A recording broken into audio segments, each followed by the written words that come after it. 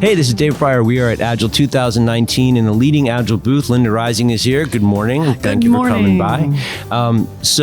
Before we talk about what we're going to talk about, how do you describe you and what you do other than what you said right before we started? Because I don't want to say that. Well, I said I'm incredibly old, and I think that's really important because one of the reasons why I'm still working, even at my advanced age of 77, is that I want to carry the message that if I can do it, you can do it. Okay. And that if you enjoy it, I think retirement is overrated. Okay. And people are happier when they feel like they're contributing and when they enjoy what they do. So how do you, this is totally not what I was going to ask you about, but this is something I'm very curious about. Yeah. How do you stay excited about what you're doing? I mean, it would be easy if you just be like, yeah, whatever, I'm just going to sit around, but... Well, but Dave, the answer is so obvious. I get to talk to people like you. I get to hang out at conferences just like this and meet new people, because I just met 2 people who are working in your booth today that I'd never met. And they say, what? Who are you? And I have to tell them that and what I do, and that keeps me going. Okay. Well, that's cool. All right. So now we're going to segue into the actual topic. Yes. Last year, you gave a talk about Daniel Kahneman's book, Thinking Fast and Slow. Indeed. And we sat here and you told me all about System 1 and System 2, and I got all excited and started to read the book, and I gave up on that and started listening to the book. The book is massive. And it's so massive, you've come back to give another talk about the book. Yes. And your experience is typical. Okay. It doesn't have anything to do with intelligence or determination. It's just a long slog. Dense, yeah. And dense and full of lots of experimental evidence and useful tips, really useful tips. Yeah. But people can't get through it. Yeah. And I think when I realized that, I thought, I'm going to have to do something if I believe this is important, and I do. Okay. I have to do some translation or some way of, I'm not going to say dumbing it down because I'm not. Well, making the information more accessible. Yeah, and maybe useful that, all right, people don't want to hear it. They need to know there is evidence. Yeah. We're not just saying, oh, here's a great idea and I tried it a couple of times. We really need to know that there's experimental evidence. Okay. So we will assume that. So I don't always talk about the experiments, but we need to have that information translated so people can do a better job of thinking. Okay. That's what we do. Yeah. That's what we all do.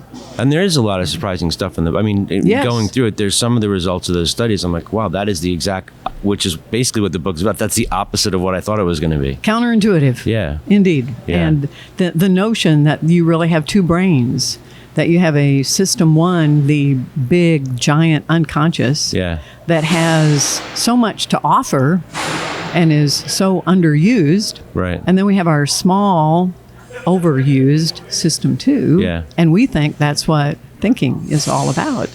And so we focus on that. Right. And we think, if I want to come up with an idea, some innovative solution or some complicated problem, that's what I'm going to do. I'm going to think about it.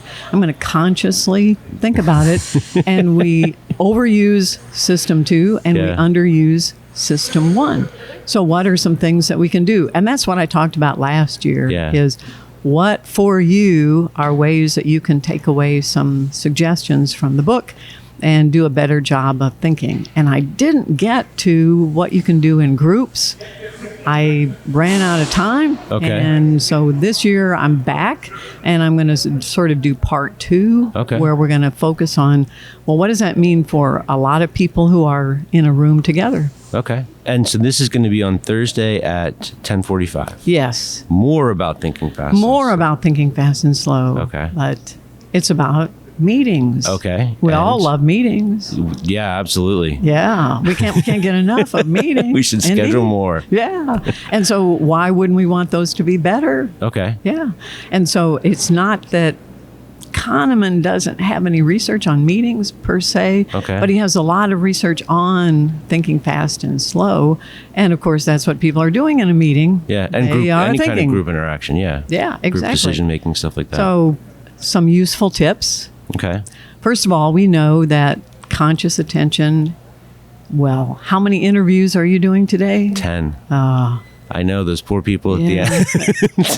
That's an enormous burden on your system too, because you're awake for all of those, aren't you? Yeah, or at least I do most the best of them? I can. Yeah. Yeah, indeed. So you're overusing Absolutely. system Overtaxing two. the system. It has a limit. It has a limit. It gets tired. Yeah. You can measure that. And it also needs a considerable amount of energy, so you have to make sure you eat. Yep. You know, Chris was having his breakfast this morning. Yeah. So you have your breakfast. Feed your brain. Yep. You wouldn't run a marathon without eating, would you? No. And I got to take periodic breaks and Exactly. clear So out that's my what you're mind. doing today, a marathon. Yeah. You're doing a System 2 marathon. Yep. So take breaks, plenty of water, make sure you have some calories to Yep. keep your System 2 going. But the big one is a time limit. Okay. You can only focus For so long. consciously for a limited amount of time. And it's been measured. 50 minutes max. 15. 50. 50. Five Okay. zero. 5-0. I'm gonna Five write that zero. down. Okay. So here's the first recommendation for any meeting. If you're going to get a bunch of people together and Yeah. you want them to pay attention, you want them to consciously Yeah. pay attention and contribute, think. Keep it short. It should never, and my recommendation is 45 minutes. Okay. Because if you set a timer for 45 minutes, then someone will say, Someone's oh, gonna- well, don't forget, Yeah. guys, and there will go another 5 minutes, Okay. and you still want people to pay attention. So no more than 45 minutes. Okay. The end, Period. All right. period. In fact, nothing should ever be longer than an hour. 45 minutes. Well, we won't tell that to Ken and Jeff because Well, yeah. You may think you're paying attention. yeah. Well, that I can totally see where some manager would be like, I'm gonna have a 4-hour status meeting because Yeah. I don't need them to be focused. I just need them to take turns telling me what's going on. The rest of the time, whatever. Right. Thinking Right. that the person running the meeting can stay focused Yeah. for a couple hours, and they can't either. Or online courses are a perfect example. I have lots Yeah. of friends who are taking online courses and they say, well, Linda, no, I do that for 2 or 3 hours. And I say, no, you don't. Yeah. Your system playing, too yeah. will take a break. Yeah. It will do it. Even if you don't allow it, it will do it. It will go somewhere else and say, I just want to drift Yeah. and daydream. I don't want to consciously work very hard. It'll do it automatically. Can you tell when that's happening? Just if you have some sort of monitor and say, every 10 minutes or so, am I Right. really thinking about this? Okay. Am I really thinking about this? That's one way you can do it. Okay. But it's actually been measured using pupil dilation. Wow. Yeah. Okay. Your pupils dilate. Now when you're I'm super focused. nervous about my eyes. I'm and looking at whatever, your pupils right now, like, Dave. So It's not cool. see, I can tell you're not paying attention. No, at I am. all. I'm Yeah. trying to think of the next question. So, what, other than what can we do to keep people present and mindful and alert? I mean, are there things you can do to kind of refocus them or bring them back? One I mean, of the- like in classes, they say Sure. move them around, stuff Absolutely. like One of the things you can do is not have them sit. that. Okay. So sitting is the worst. We are evolved creatures. Right. And we spent an enormous amount of time walking. Yeah. That's what we're hardwired to do is walk and look at the horizon. Okay. And what we do now is sit and we look down. Okay. We don't do our best thinking of any kind in that position. But So there's we the whole should thing have about your standing eyes meetings. tracking, like when you're Yeah. thinking about processing stuff and Should have people stand up, okay. walk around. Okay. It changes the dynamics of the meeting. Now, some people are not comfortable with that. Some people cannot. Yeah. Stand. Physically can't. Physically can't. So you should never require that people stand, but it should be okay. Okay. It should so be give them the okay. freedom to Yes. move around if they want It's to. an option. And you don't have to walk or stand for the entire meeting. Right. But if after 10 minutes or 15 minutes you think, I would like to stand up, it should Okay. be okay to do that. Okay. And what we know is that you'll do a better job of focusing If you can move around. even if you're moving, which is counterintuitive. Yeah. It's one of the results from Kahneman's book that you'd think, no, intense focus requires not moving. No, you need to keep I know this from, if I don't get up and move around, I literally fall asleep. Well, I have to keep the blood flowing. and that's true for stuff like that. everybody. That they've measured it in experiments. The people who move around do Yeah. a better job, whether it's a lecture or studying a piece of art or paying attention to a problem. Right. It doesn't matter what it is. By getting up and moving, Okay. we do a better job and we feel better Okay. than if we were just sitting. Just sitting there. Okay. Yeah, indeed. The other thing you can always do is have something to drink in front of you. Okay. Water. We're not coffee, allowed to do that here tea, because Chris gets mad. Yeah, I can understand. and you don't have to say drink, because if you're thirsty, You just drink it. your brain will say, I'm ready, let's have a drink. And Okay. you will drink, because most of the time we're dehydrated. Yeah. We don't drink enough water, and so our dehydrated brains don't do a good job of Okay. thinking.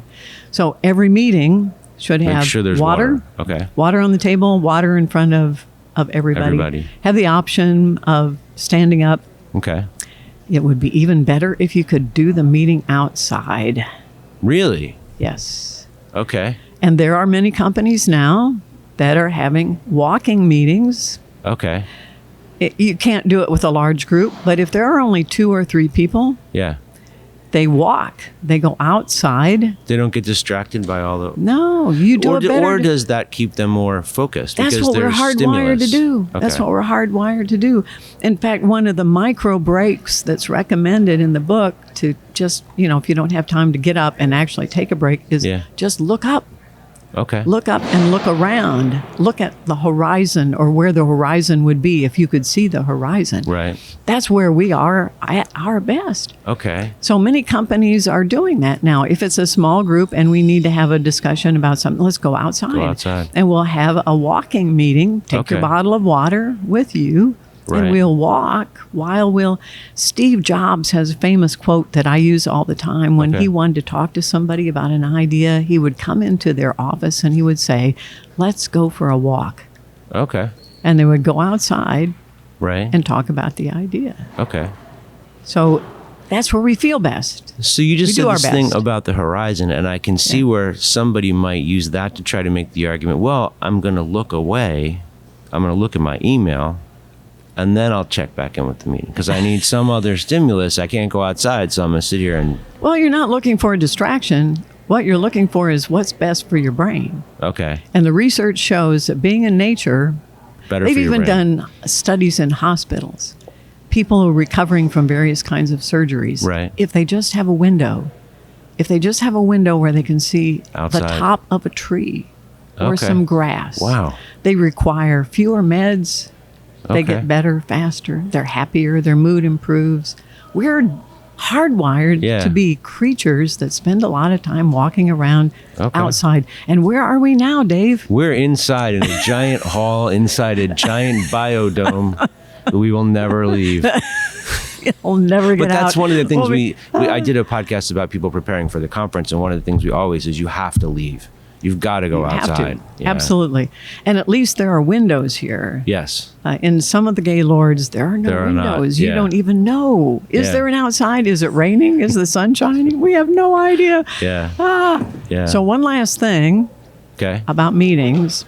Usually there's a reason for the meeting, and Right. often it's to make a decision Yes. of some kind. And what we know is that System 2 does a better job of making decisions, and that's what you want, your Right. conscious, rational System 2 to be involved. Often in meetings, especially if we're tired and we've been running longer than our 45 minutes, Yeah. System 1 takes over. That's the emotional, Yeah. full of heuristics and cognitive biases. You don't want that part making the decision. Right.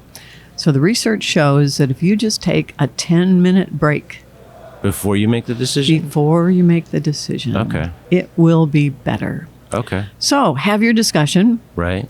no more than 45 minutes, Yeah. and then say, we need to make a decision about this. Okay. So we're going to take a 10-minute 10-minute break. walk outside. And we'll go With outside. some water. And we'll walk around and we'll Okay. have some water. And when we come back, after 10 minutes, Make a better choice. and that has to be a requirement. You must leave the room. Right. You may not be able to go outside, but you must leave the room. You must Okay. stand up and leave the room and come back 10 minutes later. And do you need to do something else, or can you... It's better if you do. Okay. Occupy Shift your your mind. focus. And don't just walk around mulling over whatever the Yeah. decision is. No, go do something. I'll go check your email, make that phone call. Yeah. Better yet, go outside, look at the horizon. Take your brain somewhere else. Go somewhere else. Okay. And 10 minutes, come back, and then make the call. decision. Okay. So in the couple of years since I've read Kahneman's book and I have been working with companies, they all say the same thing. Right. That handful of recommendations about meetings has changed everything. Wow. Just the notion, no more than 45 minutes. Yeah. Make sure everybody's hydrated. People can stand up and walk around. If it's a decision you really care about, Take a 10-minute break, Okay. and then we'll come back, has made all the difference. That's awesome. Simple. Yeah. Well, and you boiled that book down. There you go. I mean, the you book don't have is, to read it now. I just gonna saved finish you the 11 book. hours, Well, I know. Dave. Last year you were like, I said, I'm going to read it. You're like, you really don't want to do that. And I have 11 hours left. I'm going to finish that book. So. And when you do, you'll say, well, yeah, it's just what Linda told me. Exactly. I don't know. I'll be like, all right, we boiled that down to 2 interviews. If people want to get in touch with you, what's the best way to do that? Linda at lindarising.org. Okay. I have a brand new website. Thank you to my husband who redesigned everything. That's awesome. And if you go there, lindarising.org, then there's a little contact box that and they can pops get in up. touch with you and invite you to come teach And them to walk around. We can talk about thinking fast and slow. All right, cool. This is great. Thank you very much, Linda. My pleasure. And enjoy the rest of the conference.